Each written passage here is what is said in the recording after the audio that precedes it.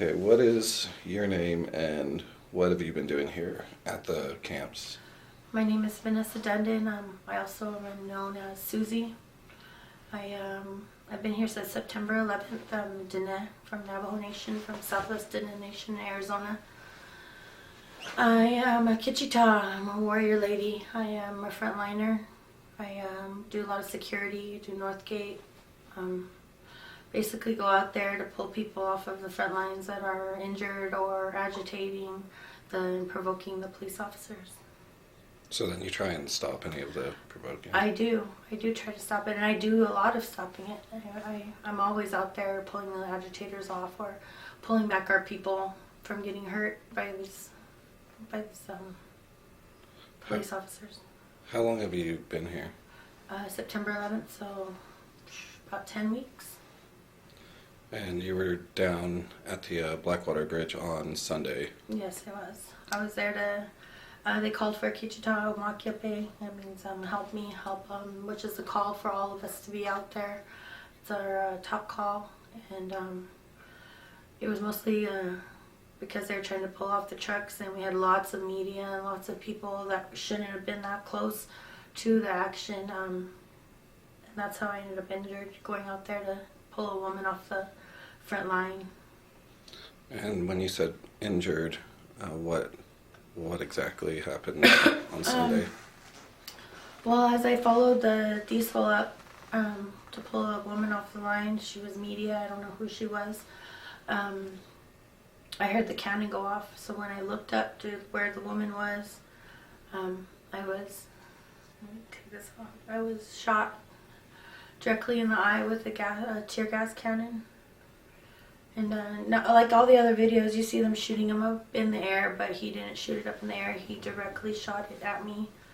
It hit me directly in the eye, and as I fell to the ground and turned around to run after grabbing my hanky off my head, my eye, I was shot in the back of right below my butt, my upper thigh, which I fell to the ground, which 2 people had to come and grab me and take me and pull me back to the EMTs. And then from there you went and, did you go and get medical attention? Yes, they ambulanced me out to Mandan, to Sanford. From Sanford I got a CAT scan, and I was sent to Retina clinic, which gave me a very hard time. My insurance, but we got that taken care of. My Navajo Nation tribe stepped in and are trying to get the insurance that I need up here.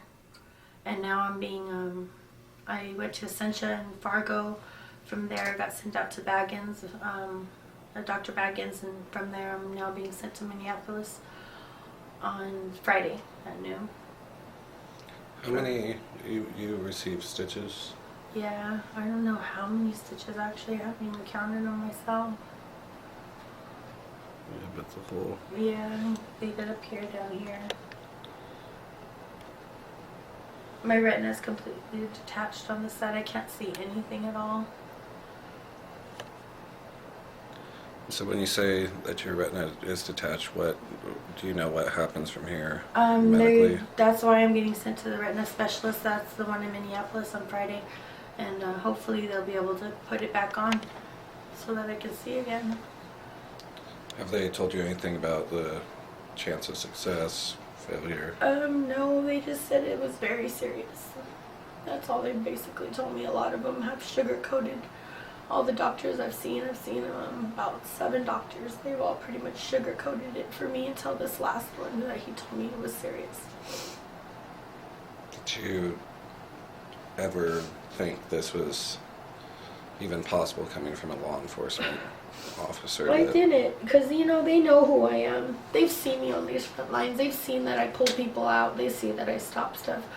They've seen me on these front lines for months now. It's the same officers that face us every day. It's just they see my face and they know when I'm there, when I get people out of there, that we pull people back, that I pull people back. And I don't know why they would do this to me. I don't know why that they would deliberately shoot me that 15 feet maybe. They knew they were directing that towards my head. There were 7 other women that got shots to the head that night. They were just picking on the women. Do you feel like that you were possibly even targeted? I believe I was targeted, yes. I know I was targeted.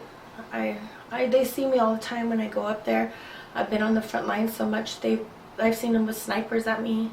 I just didn't think that they would really ever do anything to hurt me because I've never done anything to provoke them. So then you've had no arrests or anything? No arrests, nothing. I've always left everything in peace, even when they destroyed all of my personal property at the no surrender line, which I didn't do nothing with the no surrender line but put a prayer line up, and out of respect for the medicines, I made sure nothing was blown up, nothing, you know, was going bad like the other barricades that day on October 27th. And I left that place peacefully, but they destroyed all of the medicines that people gave me. My belongings, my regalia, everything was just peed on and ammoniaed and oiled, and even water from the Blanchard woman that the Brown Berets gave me just busted. Just buffalo skulls and medicine sticks and shells and rocks, and my regalia I've had for 17 years even. So I never did anything to provoke them.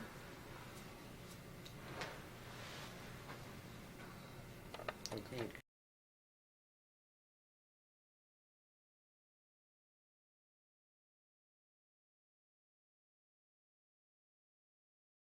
Water protector's retina severed after cops fired tear gas canister into her face. Standing Rock Sioux tribe and other water protectors have faced heinously excessive force from the Morton County Sheriff's Department and assisting police agencies, who seem to be targeting specific people, such as Vanessa Dundon, whom police struck in the eye with a tear gas canister last Sunday. Dundon, known as Susie in the Estisacoan camp near Cannonball, North Dakota, has acted as security and a first responder during incidents when police initiate violence against water protectors since her arrival at the camp on September 11. Now, for months of venerable efforts to ensure the safety of water protectors on the front lines, Susie has a detached retina, which will require costly, delicate, and painful surgery to correct, but even then, it's likely her vision in that eye cannot be restored. On November 20, the Morton County Sheriff's Department unleashed all its fury against water protectors trapped on Highway 1806 backwater bridge after several people attempted to clear the roadway of a police blockade obstructing access by first responders. Police in riot gear and better prepared to fight a war than control a small crowd of unarmed people, launched tear gas canisters, concussion grenades, rubber bullets, beanbag projectiles, mace, pepper spray, and, disgustingly reminiscent of attacks on black civil rights activists in the 1960s, deluged the crowd with a makeshift water cannon from the turret of an armored vehicle. That, with temperatures hovering in the low 20s Fahrenheit. Hundreds were injured, 26 badly enough to be transported to the hospital. Dozens became hypothermic when the police relentlessly hosed the crowd of 400 with icy water. A tribal elder went into cardiac arrest, twice. A 13-year-old girl was reportedly shot in the head with a rubber bullet.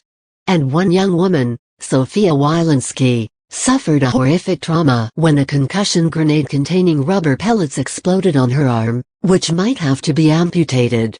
Perhaps due to photographs and attention rightly calling attention to Wilinski's grisly injury, Dundon's shocking wound has thus far escaped headlines. What the two women have in common evinces a disturbing pattern of behavior by police, intentionally targeting specific individuals to assault.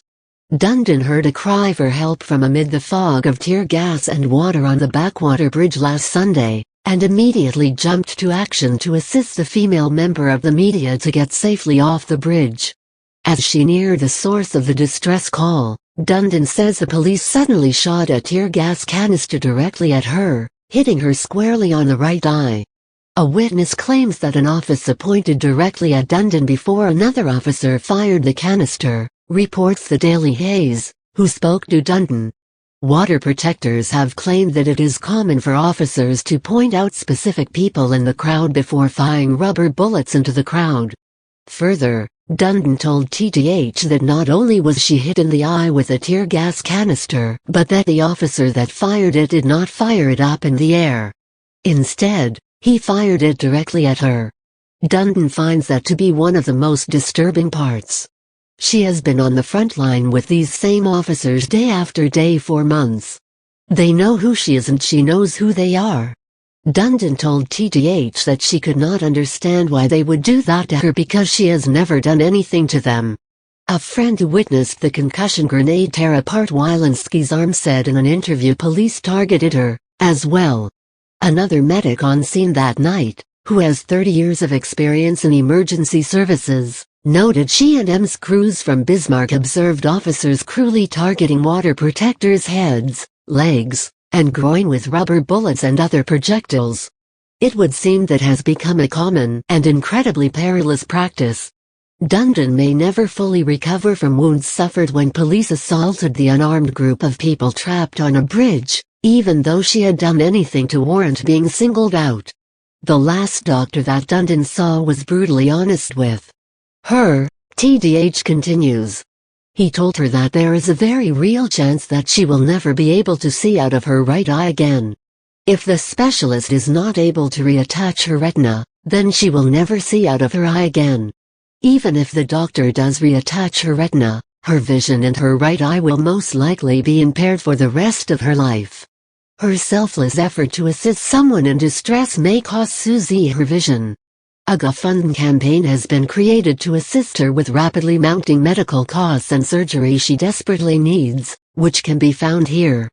Consider giving if you are able, or sharing with your network to draw attention to Dundon's campaign. Read more at http://water-protector-severed-eye/pound-art20YFXJKMLFLK.99